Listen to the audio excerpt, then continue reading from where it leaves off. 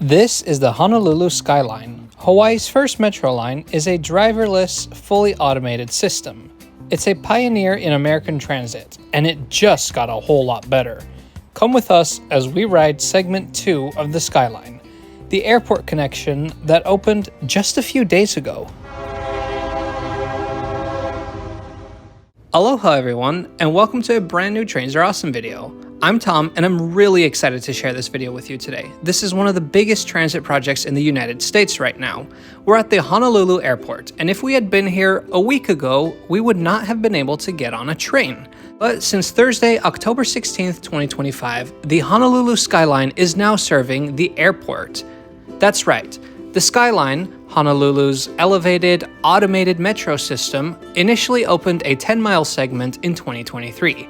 But now, in October 2025, an additional 5-mile segment has opened. And that's what we're here to see today. Now, because it's opening weekend, rides were free. Although you still needed a holo card to open the fare gates, you just didn't have to have any fare on there. But under normal circumstances, rides on the Skyline or on the bus costs $3, and the ticket will give you free transfers between train and bus for 2.5 hours. Fares are also capped at $7.50 a day. We've taken one of the wide, spacious elevators up to the platform, and here comes one of the trains now.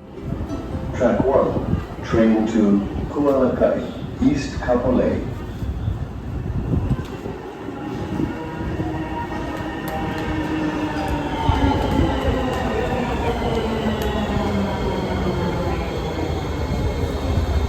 I'll talk more about these trains in a little bit. So here's what we're going to do today. We've gotten on at the airport here, and first we're going to take the train in the western direction and ride all the way to the end. Then we'll go back and travel east, riding a combination of the brand new segment and the segment that opened 2 years ago.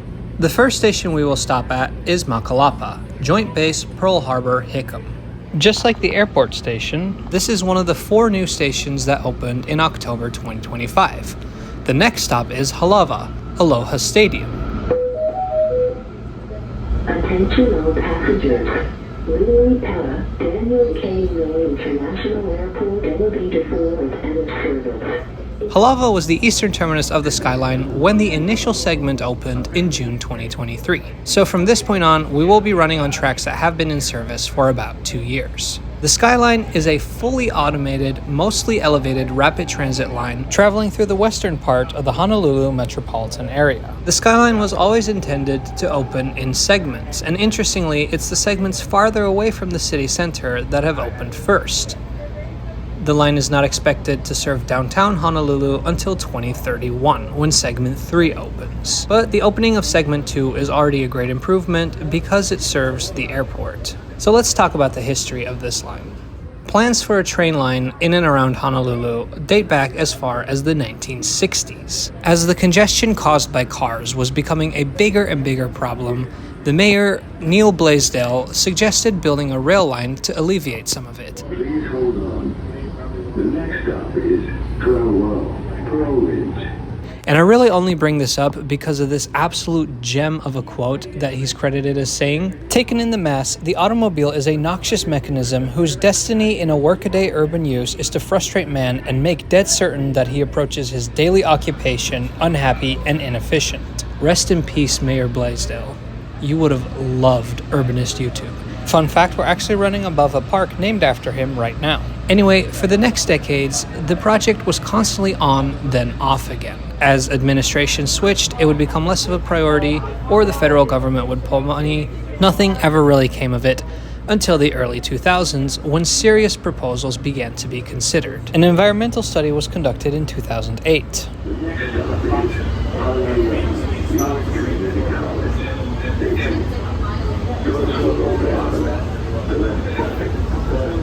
At that point, rapid transit in Honolulu became a huge political issue, with mayoral campaigns centering around how much support candidates would give to the project. Would they build it all the way? Would they build part of it? Are they just the living embodiment of just one more lane, bro? A referendum was held on the matter, and a majority of voters voiced support for the project. Then there were conflicts with the governor of Hawaii. Meanwhile, there were lawsuits being filed having to do with the ancient burial grounds that the line had to be built over.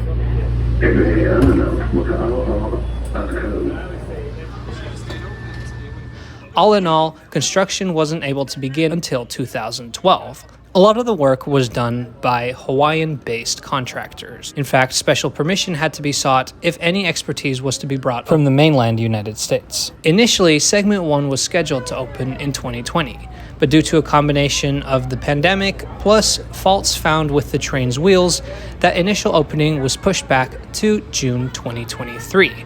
On June 30th, the Skyline opened as the first fully automated metro system in the United States. As such, it's also the first system with platform screen doors at all stations. You've got some airport people movers, the Seattle monorail, Capitol Subway that have platform doors, but like a full-blown rapid transit system, this is the first in the US. Although it looks like Washington, D.C. will be next as we pursue full automation on our metro here. About half an hour after we first got on the train, we have completed our journey. This is the western terminus of the Skyline, Kualakai East Kapolei Station.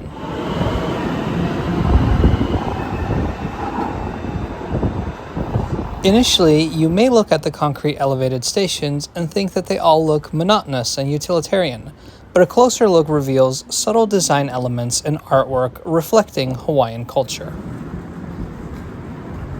We'll tap out with our holo card really quick just to see some of the surroundings. Reminder, when this was filmed, fares were free, but now they're $3, and you can have up to 2.5 hours of free transfers to Oahu's The Bus system.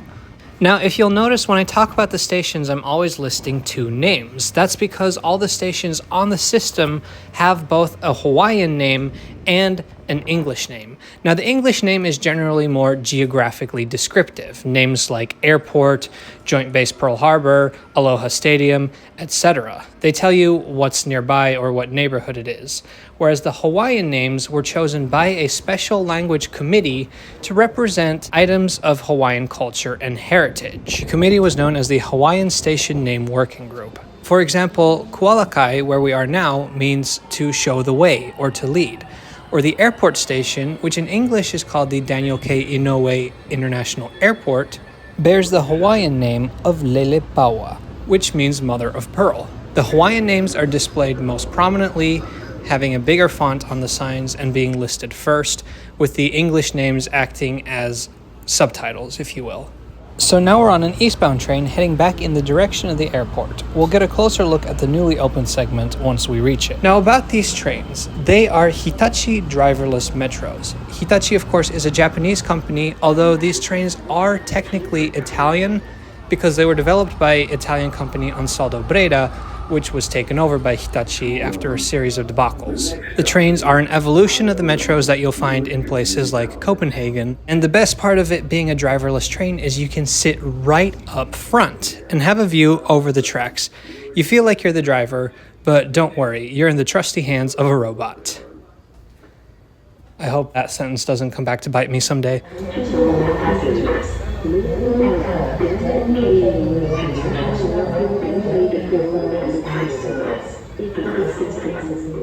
The trains are 4 cars long with a total length of 256 feet or 78 meters. They run on standard gauge and draw their power from a third rail electrified at 750 volts direct current.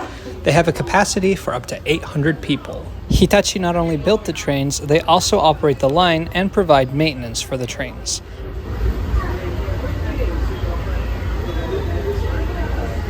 Arriving at Waiama, Hawaiian Station.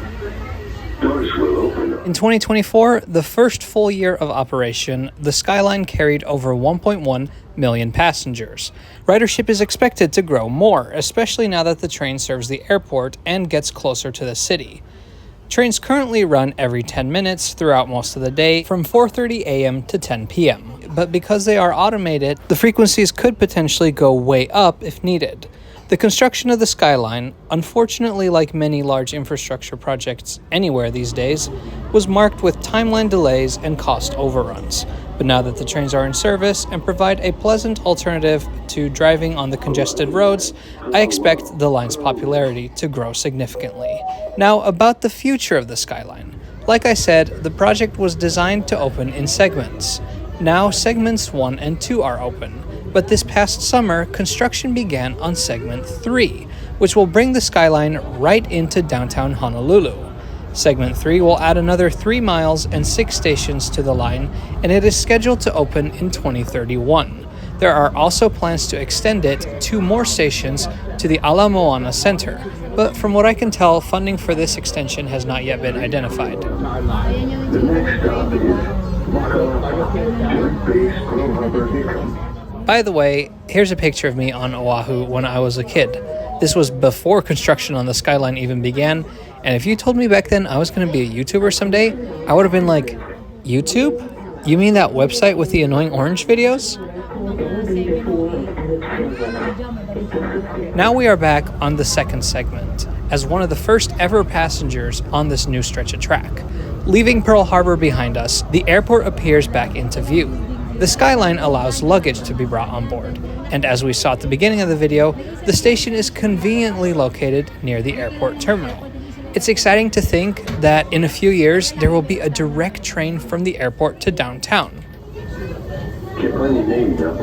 Segment 2 has 2 more stations further east, and we will ride until the penultimate station, Ahua, Lagoon Drive. The next stop is Ahua, Lagoon Drive. Anyway, now we're nearing the end of our ride on the Skyline, a great trip on a modern automated train. An hour well spent if you ask me, and I've lost track of how many beautiful rainbows we saw along the way. If I have any viewers from the area, please let me know your thoughts on the Skyline in the comments below. And no matter where you are, if you enjoyed the video, please subscribe to Trains Are Awesome.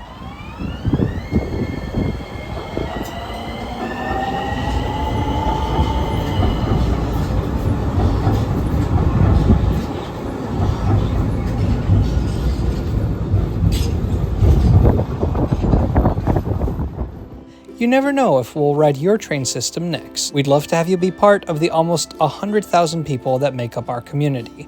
Thank you so much for watching. See you next time.